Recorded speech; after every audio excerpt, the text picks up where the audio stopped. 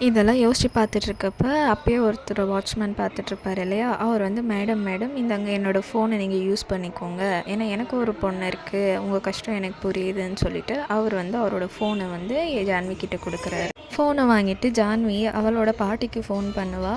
பாட்டியோட குரலை கேட்ட உடனே அவளுக்கு அழுகையா வந்து வெறும் பாட்டி பாட்டின்னு சொல்லிட்டு அழுந்துகிட்டே இருப்பாள். அப்போ பாட்டி வந்து, "என்னம்மா நீ நல்லா தானம்மா இருக்கேன்னு" சொல்லி கேட்டுட்ருப்பாங்க.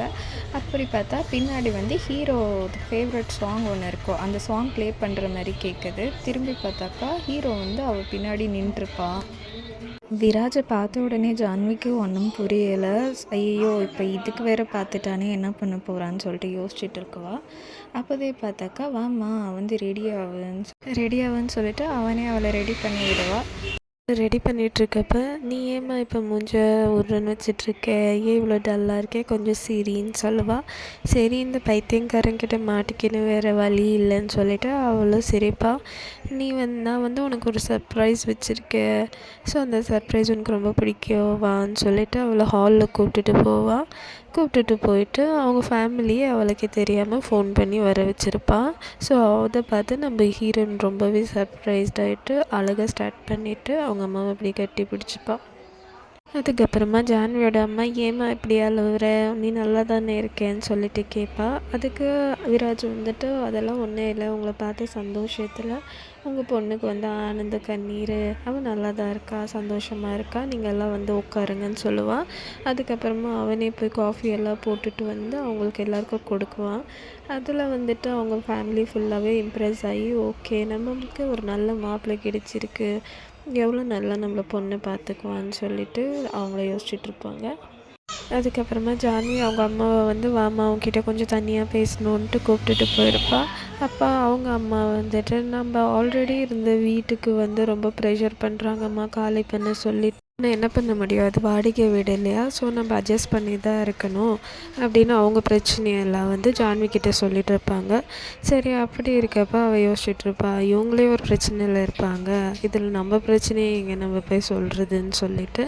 அதுக்கப்புறமா பலமாக காற்று அடிக்குது. ஸோ அந்த கபோர்டில் இருக்க ஃபைல்ஸில் பேப்பர்ஸ் எல்லாமே வெளியே வந்து விழுது.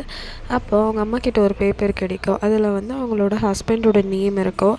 அது வந்து ஜான்வி கிட்ட கொடுத்துட்டு, "இங்கே பாரு, அப்பாவோட பேர் இருக்குது, இது என்னன்னு சொல்லிட்டு பாருமான்னு" சொல்கிறப்ப, ஆல்ரெடி அவங்க வீட்டு ப்ராப்ளமில் இருக்காங்க இல்லையா, அந்த வீட்டு ப்ராப்ளமெல்லாம் இந்த ஹீரோ தெரிஞ்சுக்கிட்டு அந்த வீட்டை வந்து அவங்க பேர் மேலேயே ரெஜிஸ்டர் பண்ணி வச்சுருப்பாங்க.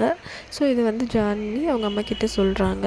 அப்போது வந்து அவங்க அம்மா, ஓகே நம்மளுக்கு இவ்வளோ நல்ல மாப்பிள்ளை, நம்ம கஷ்டத்தெல்லாம் புரிஞ்சுக்கிட்டு நம்மளுக்காக நம்ம வீட்டையே வாங்கி கொடுத்துருக்காரு, நம்ம என்ன புண்ணியம் பண்ணணுமோ இந்த மாதிரி ஒரு மாப்பிள்ளை கிடைக்கிறதுக்குன்னு சொல்லிட்டு அவங்க ரொம்ப சந்தோஷப்படுறாங்க. அந்த மூமெண்ட்டில் ஜான்வி வந்து அவளோட ப்ராப்ளம் நினச்சி ஃபீல் பண்ணுறப்பா. சரி, அம்மா சந்தோஷமாக இருக்காங்க, இப்போ போய் நம்ம எப்படி இதெல்லாம் அவங்கக்கிட்ட சொல்கிறதுன்னு சொல்லிட்டு அதுக்கப்புறமா அவங்க அங்கேருந்து கிளம்பிடுவாங்க.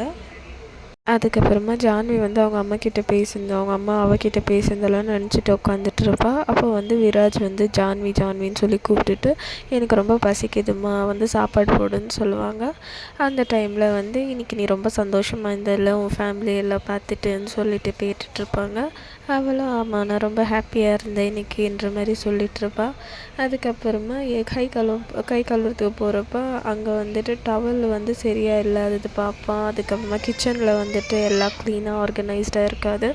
அதெல்லாம் பார்த்துட்டு, "இங்கே பாரு ஜான்வி, எல்லாம் போட்டபடியே இருக்குது, எனக்கு இந்த மாதிரியெல்லாம் இருந்துச்சுன்னா பிடிக்காது" அப்படின்னு சொல்லுவாள். அதுக்கப்புறமா அவள் வந்து, "சரி இனிமேல் இந்த மாதிரி இருக்காது" அப்படின்னு சொல்லிகிட்ருப்பாங்க. அதாவது நம்ம ஹீரோவுக்கு வந்து ஓசிடி ப்ராப்ளம் இருக்குது, அதனால அவனுக்கு எல்லாமே நீட் அண்ட் க்ளீனாக இருக்கணும்னு சொல்லிகிட்ருக்கான். சரி, ஜான்வியும் இனிமேல் இந்த மாதிரி ஆகாதுன்னு சொல்லுவாள். ஸோ மறுநாள் வந்து அவங்க குளிக்க போயிருப்பா ஜான்வி. அப்போ வந்து வெளி சைட்லேருந்து குளிக்கிற ரூம் க்ளோஸ் ஆகிருக்கும். அதுக்கு அவள் தட்டிகிட்டே இருக்கிறப்ப விராஜ் வந்து, "சரி இருமா, ஒரு 5-10 மினிட்ஸ் இரு, வீடு ரொம்ப ஸ்மெல் அடிக்குது, நான் க்ளீன் பண்ணிகிட்ருக்கேன்னு" சொல்லுவாங்க.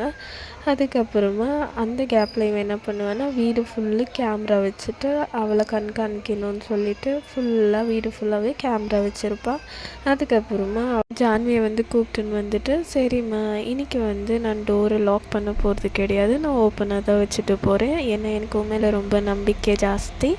ஆனால் ஒன்று மட்டும் எனக்கு ப்ராமிஸ் பண்ணு, என்னை விட்டுட்டு நீ போயிடாத, நீ இல்லாமல் என்னால் இருக்க முடியாது, ப்ளீஸ் நீ என் கூடயே இருன்னு சொல்லிட்டு சொல்லுவாள். இவளும் சரி நான் உங்களை விட்டு எங்கே போக மாட்டேன் அப்படின்னு சொல்லி ப்ராமிஸ் பண்ணுவாள். அதுக்கப்புறமா நம்ம ஹீரோயின் ஓகே நம்ம புருஷன் நம்ம மேலே நல்லா தான் அக்கறையாக இருக்கார், நம்ம தான் அது சரியாக புரிஞ்சுக்கலையோன்னு சொல்லிட்டு அவள் திங்க் பண்ணிகிட்ருப்பாள். ஸோ நெக்ஸ்ட் பார்ட் வந்து நாளைக்கு பார்க்கலாம். இந்த வீடியோ உங்களுக்கு பிடிச்சிருந்துச்சுன்னா ப்ளீஸ் லைக் அண்ட் சப்ஸ்கிரைப் பண்ணுங்கள். தேங்க்யூ.